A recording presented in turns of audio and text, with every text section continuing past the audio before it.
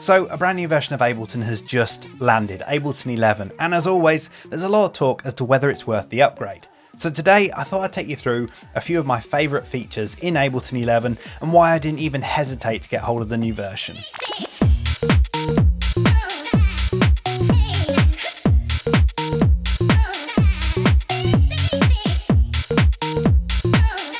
Okay, so let's get straight into it. This is Ableton 11, and on the surface of it, it doesn't look that much different from every other version.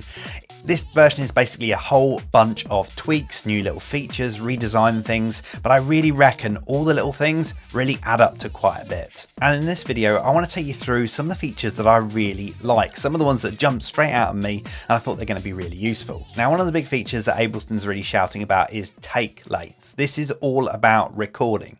So usually in other DAWs, when you record a vocalist, for example, you'll record multiple takes, and most other DAWs can do that. However, Ableton has never had that. However, in this version, we now have take lanes. So when you're recording somebody, you can record multiple different versions and actually pick the best between all of them. So you can kind of comp them together. Now, with previous versions of Ableton, when you went to record MIDI and you had it set up as a loop, it would automatically record take after take after take in the same MIDI clip.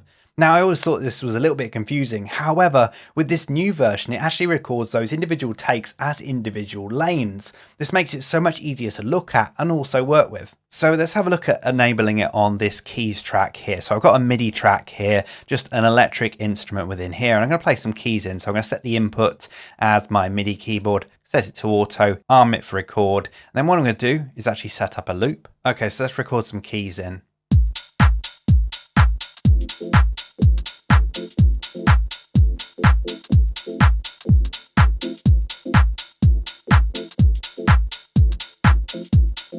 So I've recorded in there a few different takes, and on the surface it kind of looks like it was doing exactly what it did in Ableton 10 and Ableton 9, just looping that MIDI clip around.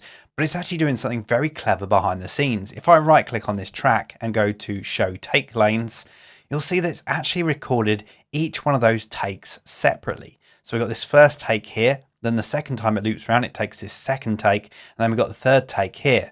Now, I've not really got much on this third take, so I'm actually going to delete that within here. I can actually manage these takes quite easily. And what I can do is I can actually listen to each one in turn. So let's, for example, preview this one.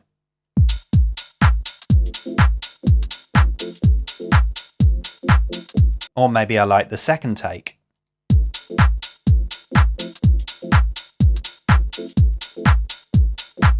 So you can see it's really kind of easy to see those different takes of your recording. However, it's when you get to comping them all together where it really gets smart. This is where you choose which bits of each take that you want.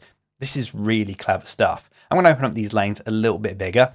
And what I'm going to do is I'm going to hit B on my keyboard. That's going to turn it into a pencil. And now I can literally select the parts that I want to use. So for example, I want to use maybe this first section here, but then I want to use this section from this take, and these two notes from this take, and then maybe the rest of these notes here. I can really just select the notes that I want to, and you can see in this MIDI clip above, it's actually making this kind of hybrid clip, all of those different takes. So all those different takes are actually now becoming one, and what I can do is I can then join this into a MIDI clip of its own. So I've now got this as this kind of comp between all those different takes, and I can use it elsewhere. If you just notice though, however, I've just moved this over. This is a brand new MIDI clip here. These takes are still here. So if at a bit later I want to go ahead and make a different edit, or I want to come back to it, I've still got these within here. And I can do exactly the same thing again. I can actually go through and choose the sections that I want to. You don't even have to use this pencil. You can actually just drag these selections out as well, which makes it really handy. And you can redo that MIDI clip again from those different takes. And this works exactly the same as audio. I'll show you an example of that in a minute. But that's how Ableton have pitched this feature, as a tool for people recording themselves playing an instrument or recording vocalists. But what happens if you can't play a MIDI keyboard or you don't have a vocalist to work with? How do you make the most of this new feature? Well, I've got a few ideas for that. So as soon as I saw this feature, I started thinking of different ways that I could use it. So let me just delete these two lanes here. I can hit the delete key on the keyboard and delete those lanes. And I'm just going to get rid of these MIDI clips here, and I'm going to make this into its own clip. I'm going to consolidate it. I just want this as an example. So I'm going to go into this clip. Let's quantize these to 16ths. And let's just say that this is our pattern. We got this loop here, and this is our pattern that we're using for this synth that we're playing.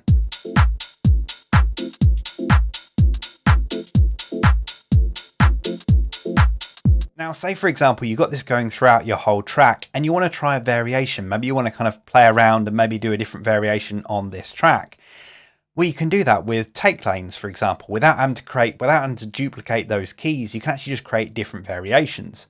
So again, I'm going to create a new take lane. You can actually do it from this menu. So I'm going to insert a take lane. And what I'm going to do is I'm going to copy that MIDI across to here. I'm going to copy it over to this track here. And then what I'm going to do is I'm going to create a new take lane again, a second take lane. And again, I'm going to copy that MIDI clip into it. So we've got now two different take lanes here. And what I can do is I can now change over and try a different melody with it. For example, on this one here, so let's try moving this over to here and maybe moving this over to here. And then maybe moving this to here, for example, trying a different melody out. And what I can do now is I can solo between these different takes and try different melodies out.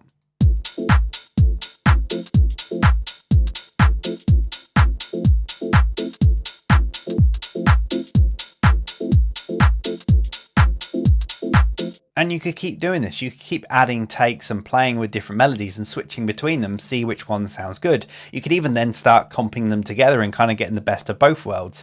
For example, I liked the first part of this one, but I like the second part of this one. You've then got a new MIDI clip here. I'm going to take that and join that together. And that is now the new melody. Let's loop that up.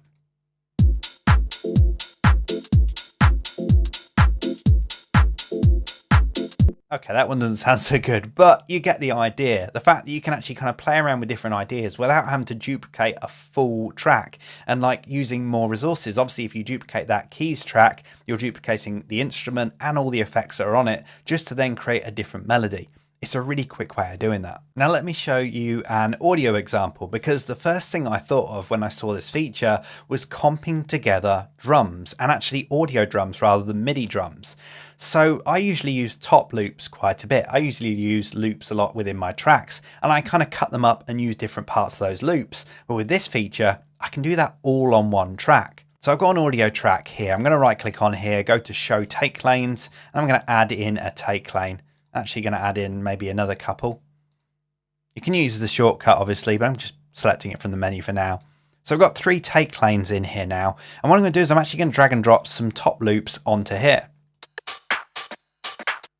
Let's drag and drop this one onto here, for example, and then maybe another one. So I'm going to use that one there. And maybe let's go for this one. I'm just picking 3 loops out at random, and let me just adjust that loop here. Now what I'm going to do is I'm actually going to select different parts from each one. So I'm going to go hit the B key again, and I'm now just going to choose the parts that I want to. Say for example, I like the clap on this one. I can just draw that in there, and now I've got the clap. And let's draw that one. So I've got the clap here, and I've got this clap here. I've got this clap. In fact, I've done that wrong. Let me just adjust that. And then say, for example, I want the hat out of this one. So I'm going to put the hat in there. I want that hat there. And let's see how that sounds.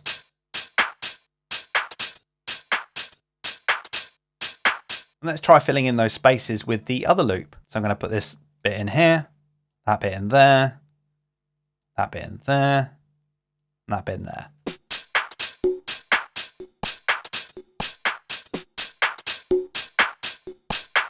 So I've now kind of got the comp of all 3 top loops together, creating a whole brand new loop.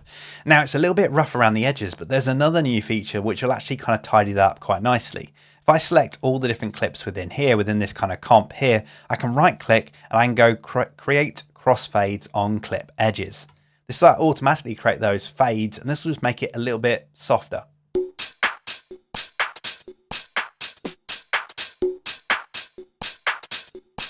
And of course, now that I've got all these different clips selected, I can then consolidate it and make it into its own loop. And then I can go ahead and use that later on in the track, for example, but I still have those take lanes sitting there if I want to come back to them a bit later, maybe change things around. Of course, I can get rid of them if I want to. All I need to do is just select them, hit delete, and then they're gone. And that really is just a couple of ways that I found that I can use those take lanes within my projects. And I'm sure the more I use that feature, the more I'll find ways to kind of get it into my workflow. Now, onto scale mode. That's right, Ableton now has scale mode within the piano roll. Now the piano roll has been changed quite a bit. There's a whole load of new features in there. We've got these tabs within here to go between the normal, the automation view, and then also this expression view. This is all about those MPE controllers. Now I don't actually have one of those and I can't see it being useful to me, but I know there's quite a few people out there that do have that. You're going to find it really interesting to use. But what I really want to focus on is the scale feature within the piano roll, because this one feels like a long time coming. It's obviously been within the Push 2 controller, but not actually within Ableton itself. So I'm glad that they've finally built it in. We've got a little scale button here, and as soon as I hit it, the piano roll kind of jumps into action and turns into a certain scale. So you can see within here, we now have a drop down for our root note. So for example, let's go for D sharp. And then I can change the scale that I want it to be in. So I want to be in minor, for example. So we are now in D sharp minor. You can see the keys here lit up in orange. Those are the keys within the scale. And actually, just like fold, we can actually use this scale button here to actually fold all those notes. So the notes that are on screen now are all the ones within the scale, which means you can't go out of that scale, which is an amazing, fantastic feature. Now on the piano roll, you can see here, this orange note here is actually our root note. This is all in orange, and all the other ones have got this kind of tab to the right, which show that they're in that scale. So let's just make a quick chord. And I'm going to drag that out. I'm going to drag and copy that across. And I'm going to do it again as well. And extend that out as well. And let's have a listen.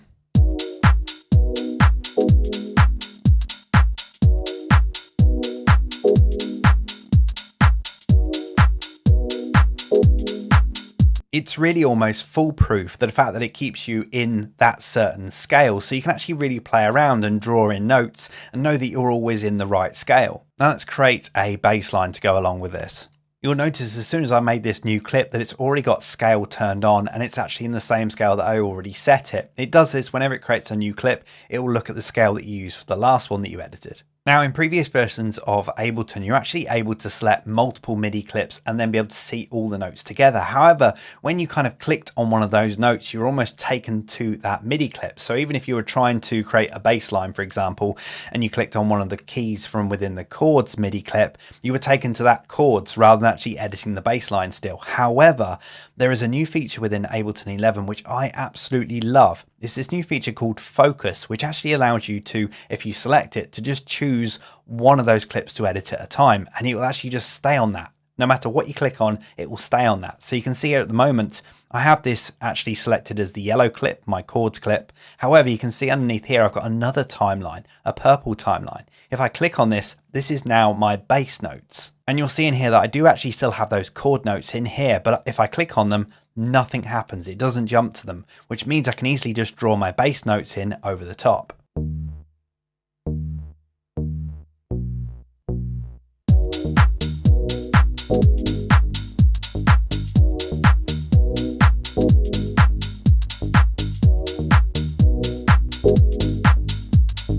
And of course, I'm still within the same key, so I can even kind of play around outside of that as well.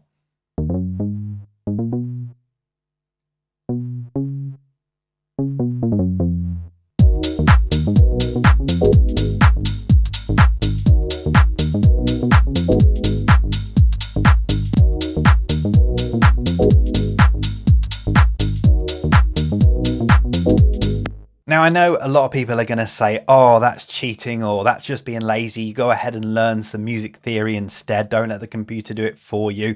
But honestly, it's just one of those things that's going to make your life just a little bit easier. And for me, I actually know some music theory, not a lot, but enough to get by. And I've done without this for so long. But honestly, having this there is going to be so handy and just allowing you to kind of really come up with some different ideas that you might have not come up with before, or you just come up with them a lot easier and a lot quicker.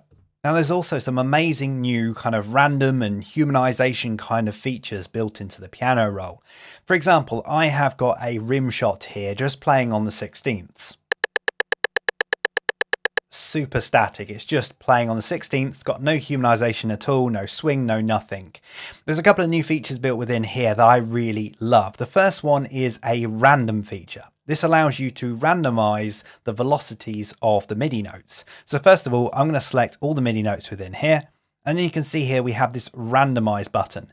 This button, as soon as I hit it, will randomize those velocities. Now you can see they're all over the place.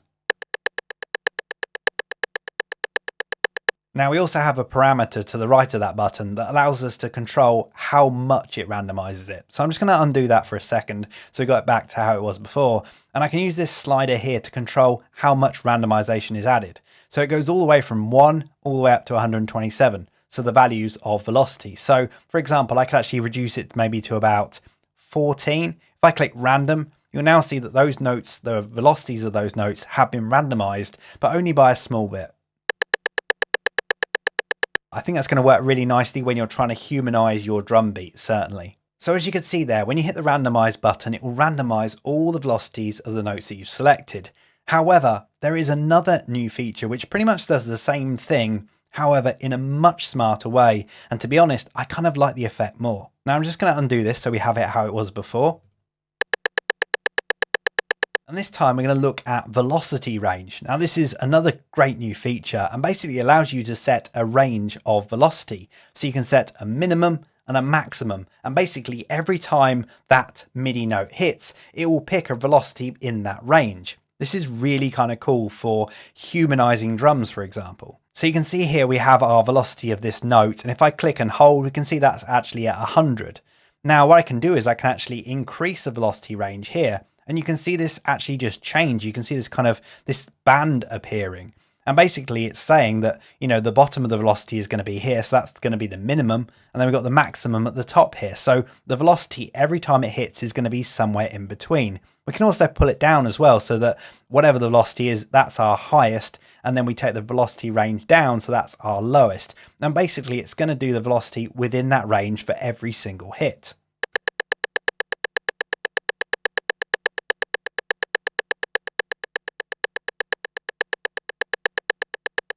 So it pretty much works like the randomize feature does. However, it's going to be completely different every single time. So even if you play that clip multiple times, so that clip is loop, for example, the first beat will still not be the same velocity every single time.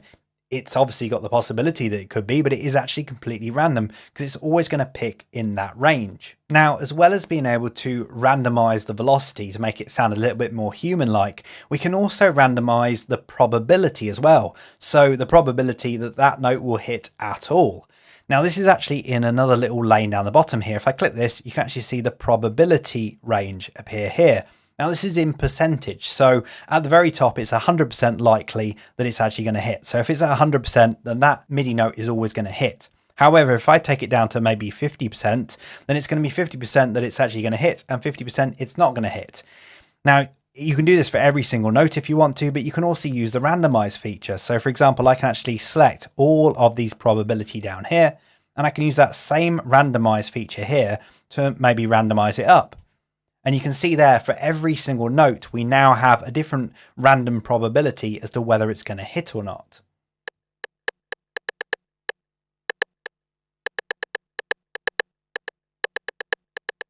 So you can see there, we actually have a range of velocity that it's going to pick and also a probability as to whether it's actually going to hit at all. So you're really kind of coming up with these humanized kind of drums that are never going to sound the same loop every single time, which is really handy, especially if you're making electronic music where maybe you do want to offer that kind of variation so it doesn't sound so much like a loop. Now there are also a few other devices. For example, the new hybrid reverb sounds really cool. The Spectral Resonator, I'm really liking some of the features with that. I think I need to kind of play with it a little bit more. Spectral Time I have kind of played around with a little bit, but I'm not too keen on it. There's also a whole load of other stuff that you can jump into, loads of new kind of devices, effects and things like that. Now, obviously, I'm not going to dive into all of those in this video, but I wanted to show you a few little highlights of the things that I really liked within there. So first of all, within the audio effects, they're actually all grouped up within different groups now. So you have your delays in a group, we have your drive and color. Let's have a look in the reverb group. And I want to look at the new I want to look at the new hybrid reverb. Let's drop this on this vocal because this reverb has got some really amazing stuff to it.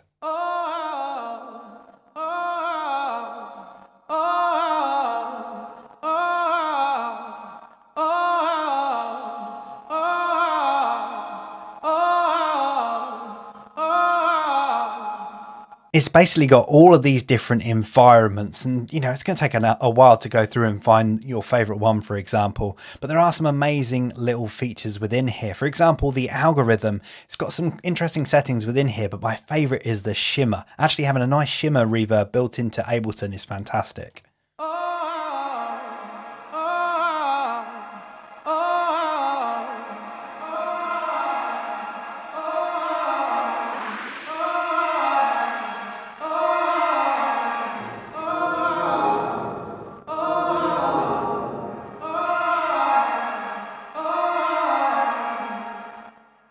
As you can hear there, you can actually pitch the shimmer reverb. So each algorithm has got its own kind of controls within here. But that's why I say I like the shimmer, because of that pitch. I think that creates some really interesting effect. And I can definitely see myself trying that in a few of my tracks coming up. Another great feature is the fact that it's got a full EQ within here. None of these kind of little displays for the EQs, the kind of limited features. This is almost like an EQ8 built within here.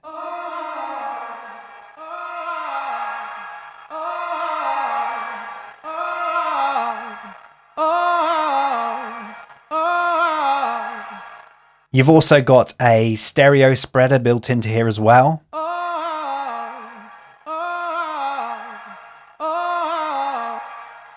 You can really push it quite wide. And then you've also got this vintage setting within here as well, which you can actually, almost kind of gives it a retro kind of feel, almost like an old machine.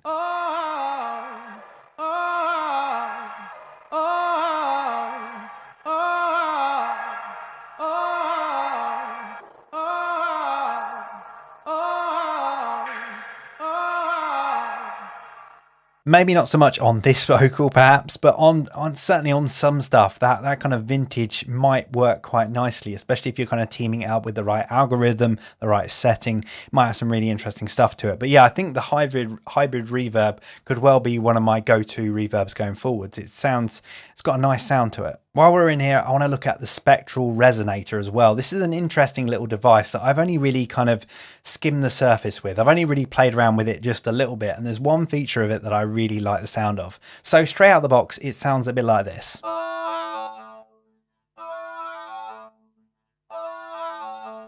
Makes everything sound a bit robotic. However, the feature that I really jumped on as soon as I saw it is the fact that you can actually send MIDI to it, just like a vocoder. So for example, I'm going to select those keys that we had before, and I'm going to have that as an input. Also need to make sure I select MIDI. So that's in mono mode now. However, the really kind of interesting mode is poly.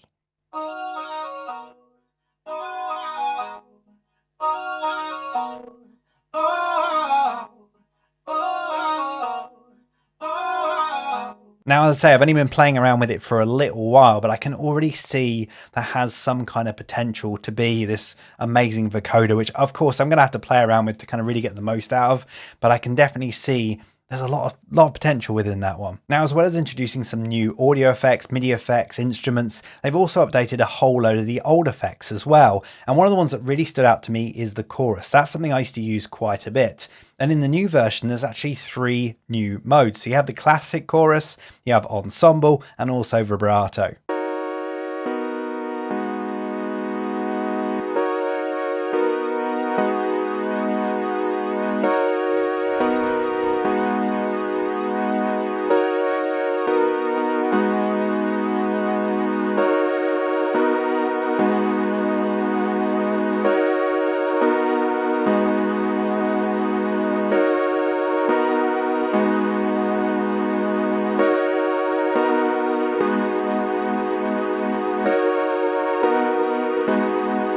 That width control is so good. It really pushes it out wide and makes it sound really nice. In fact, it almost kind of reminds me of the Juno kind of chorus, and I really love that anyway. But I think the best feature within here is the vibrato one, because you can make pretty much anything vibrato, and the controls on it are fantastic.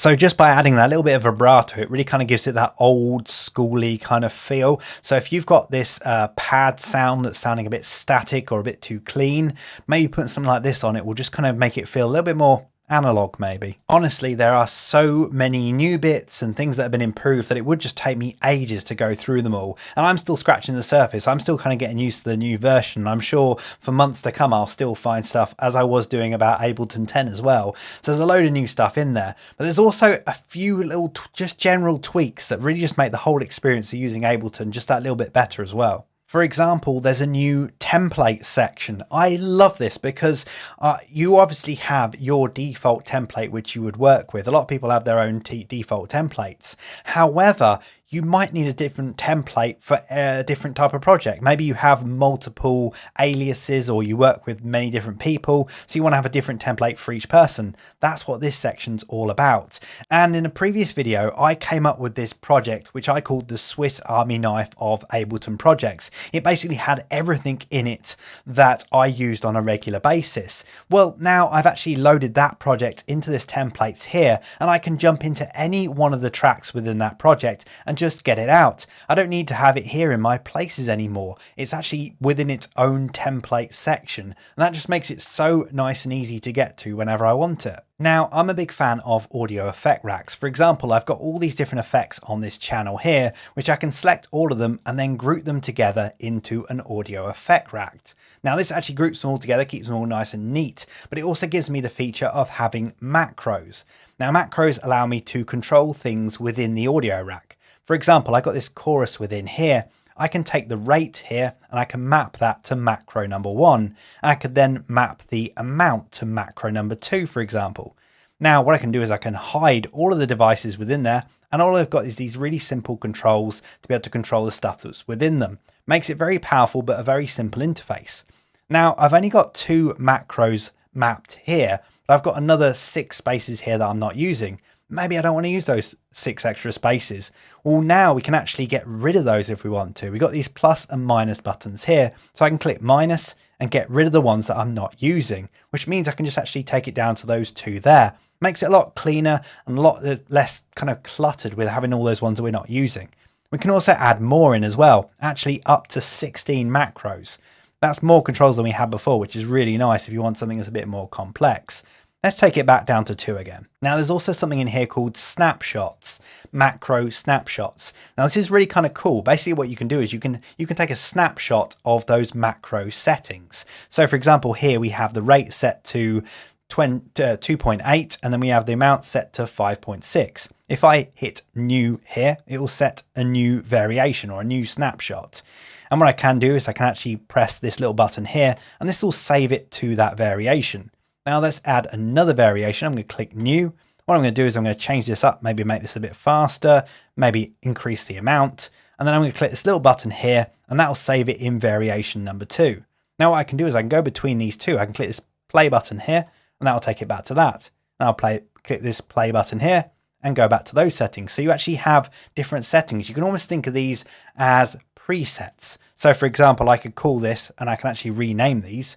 I can actually call this small, and I can call this one large, for example, and I can go between them whenever I want to.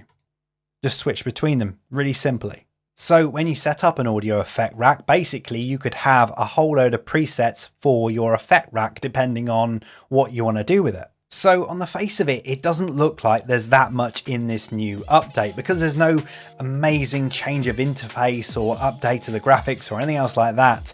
It might not look like a big update, but there's loads of really tiny bits here and there, and that really makes a difference. I've only selected a few within this video of the ones that really stood out to me, and I'm sure I'm going to find a whole load because the features they put on the website are the headline features. There's loads of little bits that they've tweaked, that they've added, that they've changed just to make things just that little bit better. So I'm sure I'm going to be finding stuff for the next few months. That's why I went for the update straight away, and I reckon I'm going to find a whole load of stuff that I'm going to love within this version. So it's up to you whether you do the upgrade or whether you don't. I recommend getting the trial version and just downloading it and having a look, see if there's anything in there that might change the way that you produce, that might help your workflow. There might be a tiny feature that they're not shouting about that means the world to you. That's why I reckon you should try this update out and see see what it's like, see whether there's something in there that you really like. I know I'm going to love it. I'm sure I'm going to be finding stuff, you know, in the months to come. And I'm sure I'm going to do an update video at some point with a whole load of hidden features and things that I found